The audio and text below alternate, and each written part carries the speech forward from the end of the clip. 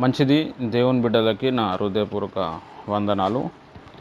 మనము ఈరోజు నుంచి రోజు మధ్యాహ్నం ఒక అరగంట సేపు ఒక రాష్ట్రం పేరు చెప్తాను. ఆ రాష్ట్రంలో ఉన్న ప్రాబ్లమ్స్ గురించి కూడా చెప్తాను. వాటి కోసమే ప్రేయర్ చేయండి. ఒక బుక్లో నేను చెప్పినప్పుడు రాసుకుంటే మీరు ఎప్పుడైనా ప్రేయర్ చేయాలన్నప్పుడు మీకు ప్రేయర్ చేయడానికి ఒక మ్యాటర్ దొరుకుతుంది. దానికోసం ప్రేయర్ చేయొచ్చు. మనం ఈ దేశంలో పుట్టాము కాబట్టి ఈ దేశం కోసం మనం ఏదో ఒకటి చేయాలి. అన్నిటికంటే శ్రేష్టమైనది దేశం కోసం ప్రేయర్ చేయటం. దేశం కోసం ప్రేయర్ చేసినప్పుడు దేశంలో కొంచెం మంచి జరిగితే అది మనకే మంచి జరుగుతుంది. దేశంలో యుద్ధం మొదలైతే మనమే నాశనం అయిపోతాం, మన ఆస్తులే పోతాయి, మనమే ఇబ్బంది పడాలి. దేశం సమాధానంగా సంతోషంగా ఉంటే మనం కూడా బాగుంటాం. కాబట్టి మనలో దేశభక్తి ఉంటే దేశం కోసం మనము ప్రేయర్ చేయాలి. చాలామందికి భారతదేశంలో ఎన్ని రాష్ట్రాలు ఉన్నాయి, ఆ రాష్ట్రాల పేర్లు కూడా తెలియదు. కాబట్టి రోజు మధ్యాహ్నం టైంలో మీకు ఒక రాష్ట్రం పేరు, ఆ రాష్ట్రంలో ఎంతమంది జనాలు ఉన్నారో ఇవంతా నేను చెప్తాను. ఓన్లీ వాటి కోసం మళ్ళీ శాంసంగ్ బ్రదర్ని దీవించు, ఆయనకు సొంత ఇల్లు దయచేయి, ఇవి అవసరం లేదు. మనం చెప్పేసినాం, అయిపోయింది. దేవుడు ఇస్తాడు. ఎట్లయినా చేయాల్సినవి ఇంకా చాలా ఉన్నాయి. వాటి కోసం మనము చేద్దాం. రైట్. మనం ఈరోజు ఎస్తేరు గ్రంథాన్ని మనము ధ్యానం చేద్దాము. చాలా ఇంపార్టెంట్. మరి 6 నెలలు కూడా దేవుడు కాచి కాపాడి పోషించాడు. ఈ 7వ నెలలో కూడా మనందరికీ దేవుడు ఈ నెలలో మంచి ఆరోగ్యం ఇవ్వబోతున్నాడు.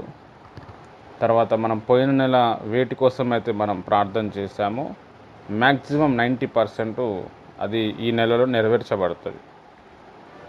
తర్వాత ఈ నెలలో మంచిగా ఎక్కువగా మనం దేవుళ్ళు ఎదుగుతాము, దేవుని రెక్కల కింద ఉంటాము. మనకి కొన్ని మరణగండాలు శోధనలు వస్తాయి, కానీ అపాయం మన యుద్ధకు రాదు. వస్తుంది ప్రాబ్లము, కానీ మన మీద పెద్దగా పనిచేయదు. దేవుడు మనకి తెలియని ఇంకా చాలా రహస్యమైన మరుగుపరచబడిన దాచబడిన విషయాలు ఈ జూలై నెలలో దేవుడు మనతో పంచుకుంటాడు. హల్లెలూయా. రైట్. మనం చూద్దాము ఎస్తేరు గ్రంథం. ఈ ఎస్తేరు గ్రంథం మరి మొర్దెకై అనే వ్యక్తి రాసి ఉండొచ్చు. దీంట్లో చాలా ఇన్ఫర్మేషన్ ఉంది. ఒక అద్భుతమైన గ్రంథము ఎస్తేరు గ్రంథం. ఇదే ఎస్తేరు గ్రంథంలో మన దేశం పేరు కూడా ఉంది.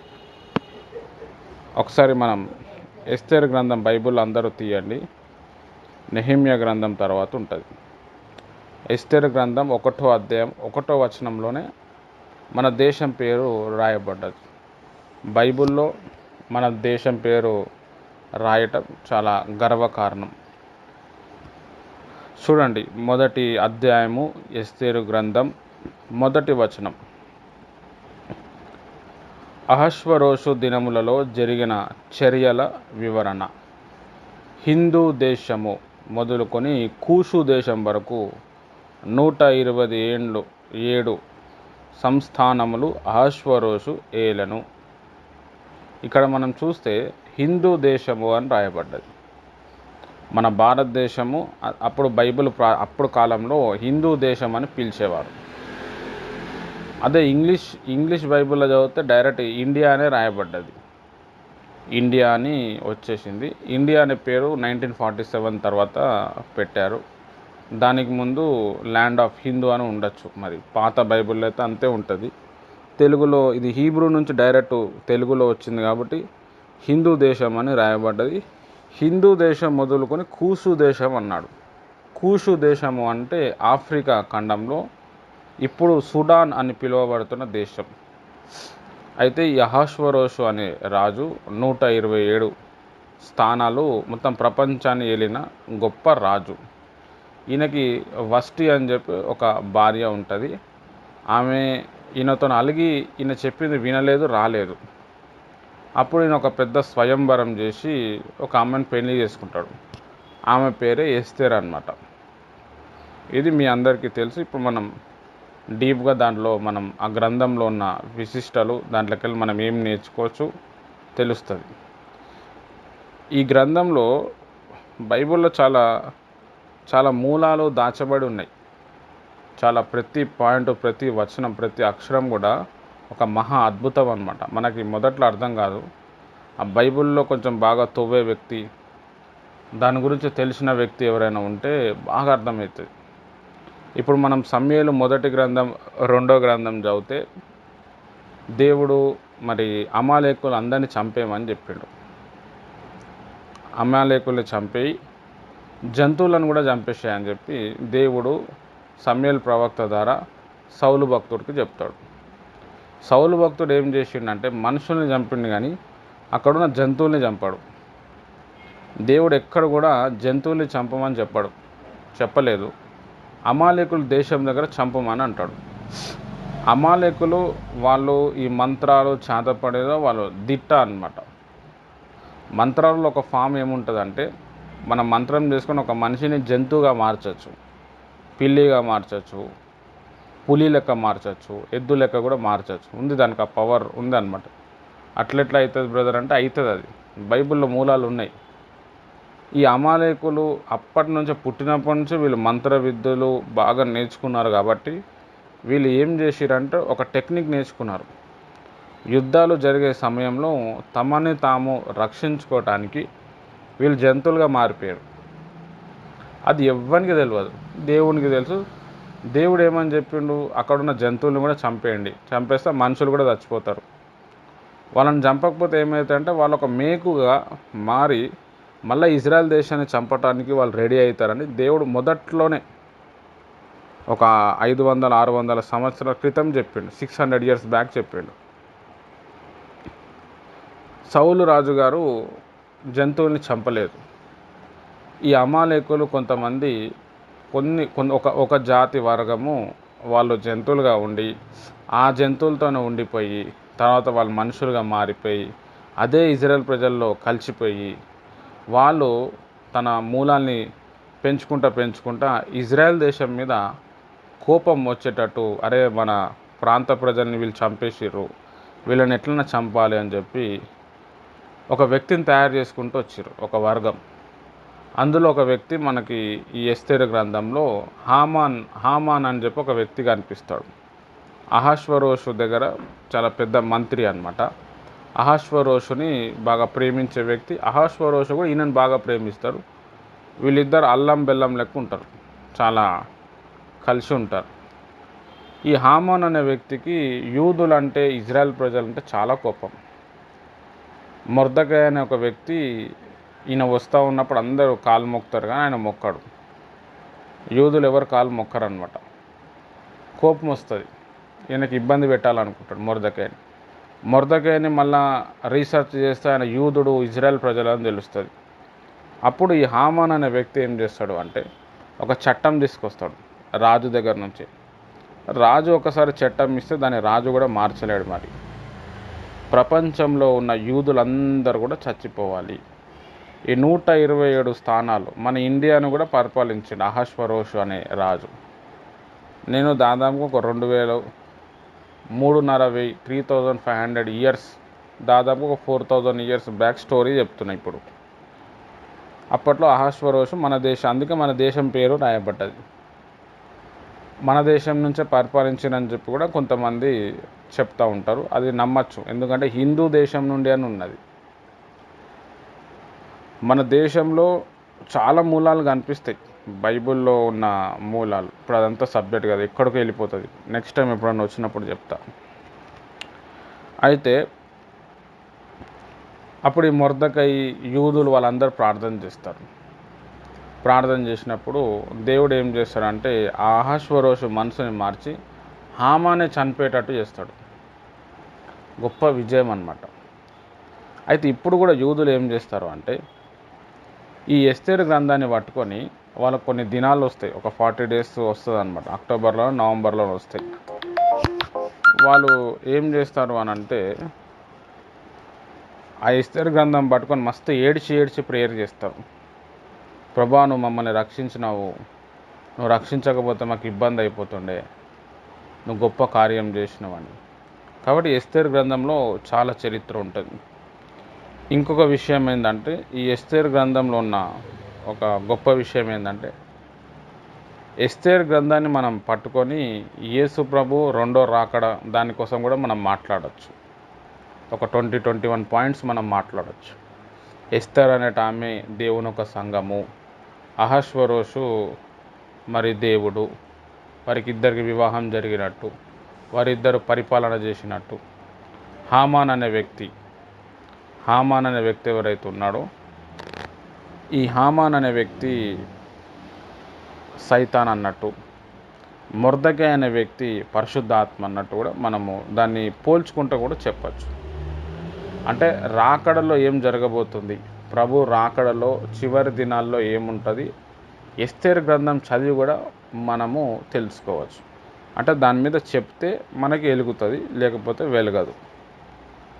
అయితే ఇప్పుడు అదంతా నేను చెప్తలేను.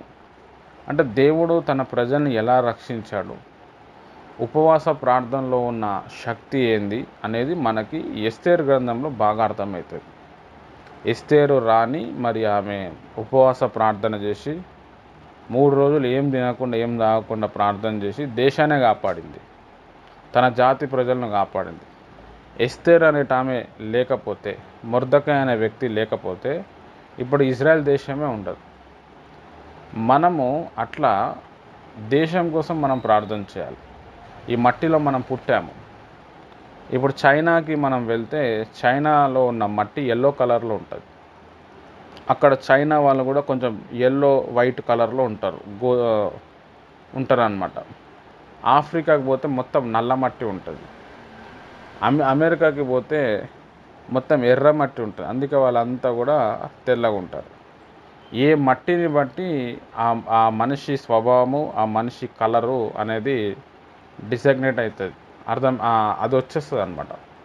కాబట్టి మట్టిలో చాలా పవర్ ఉంటుంది.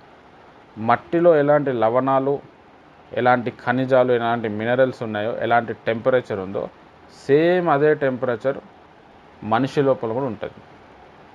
మనిషి అనే వ్యక్తి నేచర్లోకి వెళ్ళి వచ్చాడు, నేచర్ లోపల ఉన్నాడు. నేచర్ నుంచి వచ్చే ఫ్రూట్స్, నేచర్ తెచ్చే వెజిటేబుల్స్, నేచర్లో బ్రతకటం నేర్చుకోవటం, చెట్ల కిందికి వెళ్ళటం, తర్వాత రోజు వాకింగ్ చేయటం, అట్లా నేచర్ మీద మనం చేస్తూ ఉంటే మన హెల్త్ చాలా బాగుంటుంది. కానీ ఇప్పుడు చాలామందికి రోగాలు రావటానికి కారణం నేచర్తో ఫ్రెండ్షిప్ చేయకుండా ఆర్టిఫిషియల్స్తోని, మనుషులు తయారు చేసిన టీవీతోటి, సెల్ ఫోన్ తోటి, కంప్యూటర్ తోటి, కార్ తోటి ఎక్కువగా ట్రావెల్ చేయటం వల్ల, ఎక్కువగా సహవాసం చేయటం వల్ల ఆరోగ్యం పాడైపోతుంది. కాబట్టి ఇది మనం బాగా అర్థం చేసుకోవాలి. మనం ఎస్తేర్ గ్రంథాన్ని మనము చూద్దాం. అంటే నేను చెప్పేటప్పుడు ఎక్కడి నుంచి ఎక్కడో సబ్జెక్ట్ పోతూ ఉంటుంది, కానీ మెయిన్ సబ్జెక్ట్లోనే ఉంటాను. నేను ఇంకా సబ్జెక్ట్లోనే ఉన్నాను, కానీ చాలా రకరకాల పాయింట్స్ మనకి అంటుకుంటూ ఉంటాయి. మీకు దాంట్లో ఏది అర్థమైందో అది మీరు తీసుకొని మీరు ముందుకు వెళ్ళాలి. రైట్, మనం ఎస్తేరు గ్రంథం చూద్దాం. మాదియా పార్శిక చక్రవర్తి అహష్వరోషు కాలం అనగా క్రీస్తు పూర్వం 5వ శతాబ్దంలోని సంఘటనలను ఎస్తేరు గ్రంథంలో పొందుపరచబడినవి. ఆ కాలంలో ఈ రాజైన కదా అనే వివాదం కొన్ని శతాబ్దాలు నడిచింది. ఇతర పార్శిక రాజుల పేర్లు బైబిల్ గ్రంథమందు ఇతర గ్రీకు నామంలో చేయబడినవి. ఇది పార్శిక పేరు. పార్శిక రాజులకు సాధారణంగా అనేక పేర్లతో పిలువబడేవారు. కొందరి ఇంటి పేర్లతో పిలువబడేవారు కనుక స్పష్టముగా ఏ రాజు ఏ కాలంలో ఉండెనో చెప్పుట కష్టసాధ్యం. బైబిల్ చరిత్ర మరియు ప్రపంచ చరిత్ర బేరీజు వేసుకొని ఇతడు దర్యావేషు కుమారుడైన అహష్వరోషు అని అనువాదించడం జరిగింది. అహష్వరోషు ఏలుబడినందున 3వ సంవత్సరమున రాజు తన భార్య అయిన వష్టిని విడిచిపెట్టెను. వష్టికి బదులుగా రాణి ఉండుటకు సామ్రాజ్యం అంతటా వెతికి యూదయ నుండి చేరుకలోనైన సౌందర్యవతి అయిన ఎస్తేరు ఎంపిక చేయబడెను. ఆమె మాదియా పార్శిక రాజ్య రాణిగా 7వ సంవత్సరమందు పట్టాభిషేకం చేయబడెను. 5 సంవత్సరాల తర్వాత స్వార్థపరుడైన పార్శిక అధికారి ఒకడు యూదులపై కుట్ర పన్ని వారిని అంతమొందించుటకు రాజు శాసనము పొందెను. ఎస్తేరు జోక్యము వలన యూదులు శత్రువులందరూ అంతమయ్యిరి, కానీ ఒక యూదుడైన నాశనము కాలేదు. ఈ గ్రంథమందు దేవుడు శిక్షలో కూడా తన ప్రజలకు ఎలాగ పోషించాడో మనం చూడగలం, మరియు నాశనం నుండి తన మెస్సయ విత్తనమును ఎలాగూ కాపాడాడో గమనించగలం. రైట్, ఇక్కడ మనం చూస్తే దేవుని ప్రియమైన వార్లారా, మరి ఇజ్రాయెల్ ప్రజలు పాపం చేసినప్పుడు దేవునికి నచ్చినట్టు ఉండనప్పుడు దేవుడు నెబుకద్నెజర్ అని చెప్పి ఒక బబులోను రాజ్యానికి అప్పచెప్పాడు.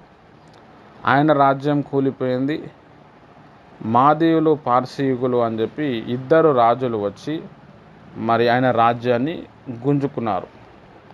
ఆ పార్సిక రాజుల్లో దర్యావేషు అని చెప్పి ఒక రాజు ఉంటాడు. అప్పట్లో కూడా దానియేలు దానికి ప్రధానమంత్రిగా ఉన్నాడు. ఈ దర్యావేషు చనిపోయిన తర్వాత అహష్వరోషు అని చెప్పి ఇంకొక రాజు వచ్చాడు. ఈ దర్యావేషు వాళ్ళ కొడుకే అహష్వరోషు. ఈయన చాలా యుద్ధాలు చేసిండు, చాలా మంచి వ్యక్తి, అన్య దేశంలో ఉన్న అన్య రాజు. దేవుని గురించి, దేవుని ప్రజల గురించి తెలియదు. అప్పట్లో రాజులు అనేవాళ్ళు చాలా సిస్టమేటిక్గా ఉండేది. ఇప్పుడు కూడా రాజుల బ్లడ్, రాజులతోటి మనం మాట్లాడేటప్పుడు కొంచెం డిఫరెంట్ ఉంటుంది. అంటే క్యాస్ట్ని బట్టి మైండ్ సెట్ ఉన్నట్టు రాజుల కులం కావచ్చు, రాజుల వాళ్ళంతా కూడా వేరే డిఫరెంట్గా ఉంటుంది. అయితే ఈ అహష్వరోషుకి ఒక రాణి ఉన్నారు. ఆ రాణి పేరు వష్టి. ఈయన మొత్తం 127 స్థానాలు గెలుచుకున్న తర్వాత తన భార్యను మరి అందరికీ చూపించాలని చెప్పి ఇష్టపడినప్పుడు ఆమెకు రామని చెప్పాడు.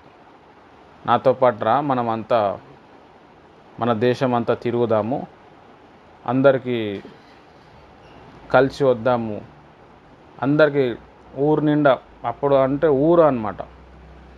ఊరు అంటే దేశం లెక్క అవుతుంది. ఇప్పుడు ఎగ్జాంపుల్ చెప్పాలి అంటే బైబిల్లో కూడా ఊరు అనే ఒక ప్లేస్ ఉంది. యోబు గ్రంథంలో ఊరు అనే ఒక ఊరిలో ఉన్నాడు.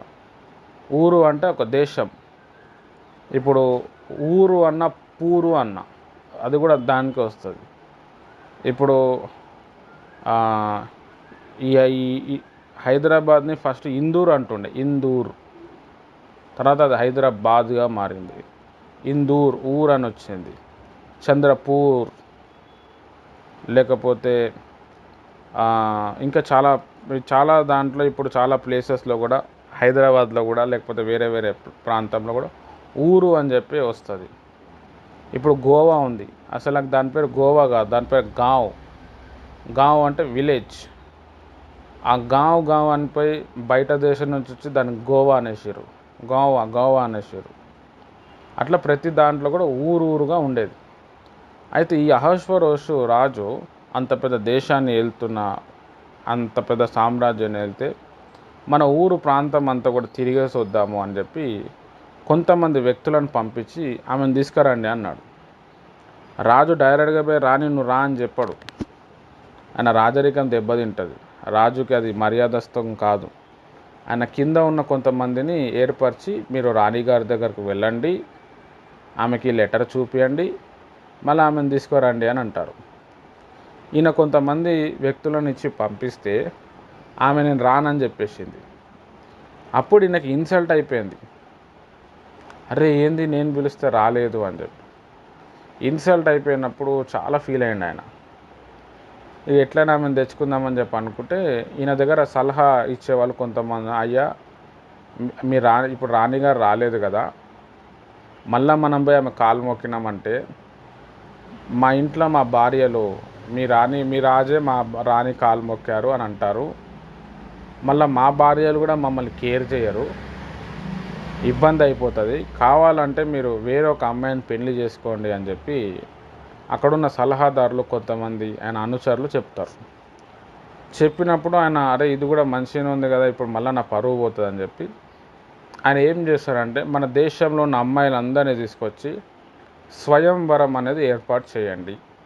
స్వయంవరం అంటే అమ్మాయిలు మంచిగా నీట్గా తయారై రాజు ముందలు వస్తారు.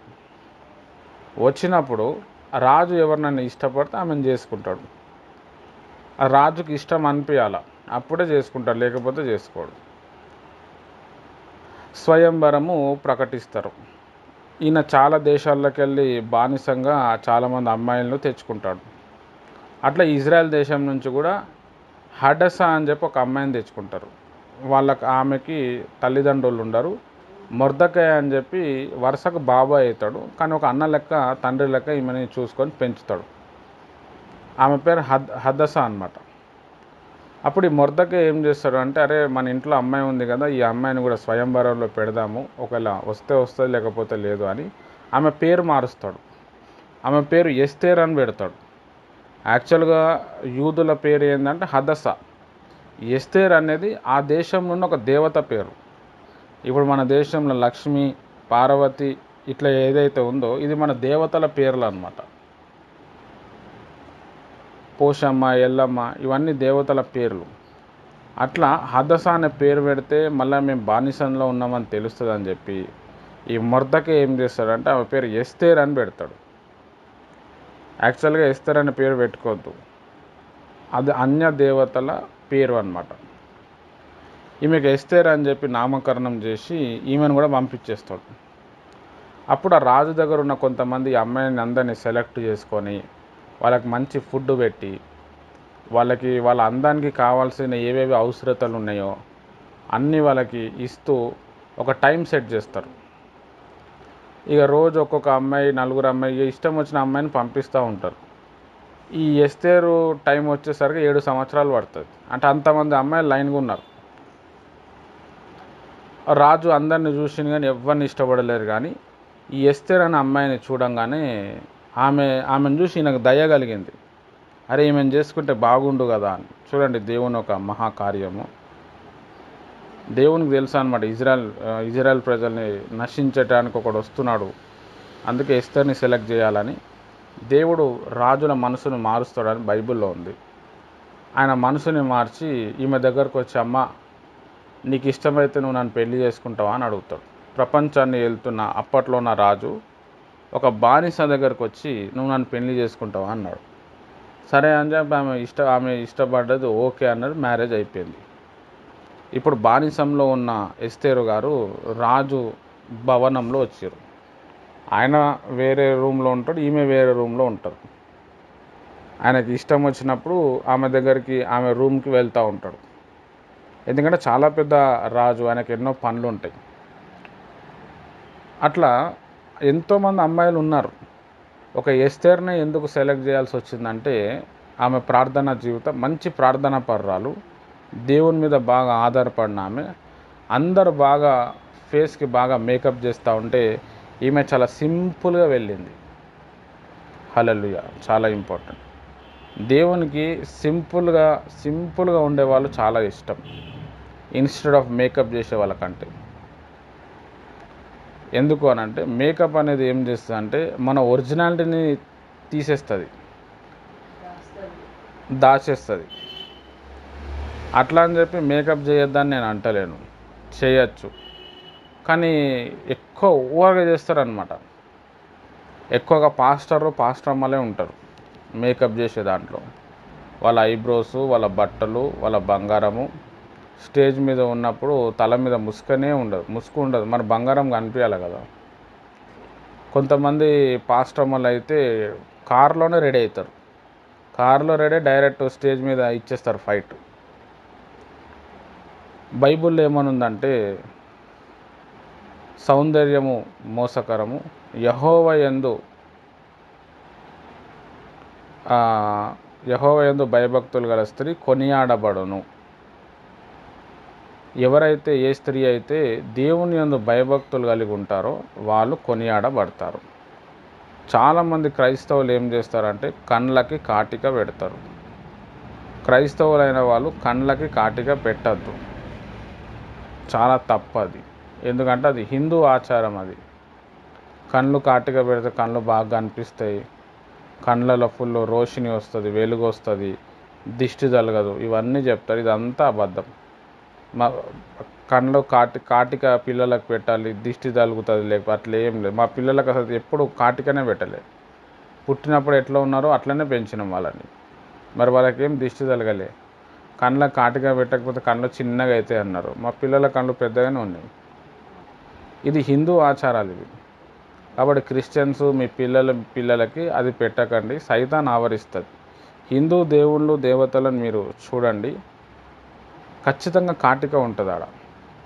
మనం ప్రభువుని నమ్ముకున్నప్పుడు అక్కడ ఉన్న కల్చర్ని కూడా మనం మార్చుకుంటూ రావాలి. అప్పుడే దేవుని ఒక ఆత్మ బలంగా మన మీద పనిచేస్తుంది. మనం అట్లా చేయకుండా అందులో ఉండి ఇందులో ఉన్నాం అనుకో, ఎప్పటికీ అందులోనే ఉంటాం, సగంలోనే ఉంటాం. ఎస్తేరు దగ్గర మనం నేర్చుకోవాల్సిన విషయం ఏంటంటే, ఆమె అన్యజాతి ప్రజలతో ఉంటే కూడా దేవుణ్ణి ఆమె సంతోషపరిచింది. జస్ట్ సింపుల్గా వెళ్ళింది ఆమె. అయితే లేకపోతే లేదు. ఎంతోమంది మేకప్లలో ఎన్నో రోజుల నుంచి ఉన్న వ్యక్తులు, ఏమేమో చేసిన అమ్మాయిలు ఎవరిని ఇష్టపడకుండా ఈమెనే ఇష్టపడ్డాడు. అంటే ఒక వ్యక్తి మనని ఇష్టపడటానికి, ఒక పెద్ద రాజు ఇష్టపడటానికి ఫస్ట్ ఎస్తేర్ గారు ఏం చేశారు అంటే, దేవుణ్ణి బాగా ఇష్టపడ్డది. దేవుని తట్టు ఆమె అట్రాక్షన్ తీసుకొచ్చింది. దేవుణ్ణి తన తట్టు తిప్పుకుంది. అప్పుడు దేవుడు ఏం చేసిండు, ఆ రాజుని తిప్పేసిండు. మనం కూడా మన జీవితంలో ఫస్ట్ ఆఫ్ ఆల్ ఏం చేయాలంటే, దేవుని తట్టు మనం తిరగాలి. దేవుని కొరకు మనం జీవించడం నేర్చుకోవాలి. దేవుని కోసం మన ఆలోచన కలిగి ఉండాలి. దేవుని మనం సంతోషపరిచినప్పుడు శత్రువుల్ని కూడా దేవుడు ఏం చేస్తాడంటే మిత్రులుగా మారుస్తాడు. పెద్ద పెద్ద వ్యక్తుల దగ్గర మనల్ని పరిచయం తీసుకొని పోతాడు. మరి ప్రపంచాన్ని ఏలిన రాజు అనంటే ఎస్తేర్ గారు అంటే మామూలు విషయం కాదు. ఆమె అట్లా అవ్వటానికి కారణం ఆమె లోపల ఉన్న వ్యక్తిత్వము, ప్రార్థనా జీవితము, తగ్గింపు, తర్వాత సింప్లిసిటీ. దేవుడు సింపుల్గా ఉండేవాళ్ళని బాగా సంతోషపడతాడు, బాగా ఇష్టపడతాడు. ఎంత సింపుల్గా ఉంటే అంత బాగుంటుంది. హల్లెలూయా. బైబిల్లో కూడా తిమోతి పత్రికలు ఇవన్నీ రాస్తాడు. ఇక ఎస్తేర్ అయిపోయింది. మొర్దెకై అనే వ్యక్తి కూడా మరి మంచిగా అక్కడ పనిచేస్తూ ఉన్నాడు.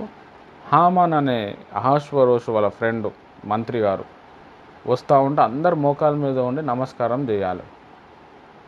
అందరు మోకాల మీద నమస్కారం చేస్తారు, కానీ ఈ హామాన్ అనే వ్యక్తి నమస్కారం చేయడు. ఎస్తేర్ వాళ్ళ అన్న అవుతాడు ఈయన. అప్పుడు హామాన్ అనే వ్యక్తికి మొర్దెకై మీద విపరీతంగా కోపం వస్తుంది. కట్టలు తెంపుకున్న కోపం వచ్చి ఎట్లయినా ఆయన చంపాలని చెప్పి ఆయన ప్లాన్ చేస్తూ ఉంటాడు. అసలు వీళ్ళ క్యాస్ట్ ఏంది, వీళ్ళు అసలు ఎవరు అంటే ఆయన యూదుడు అని తెలుస్తుంది.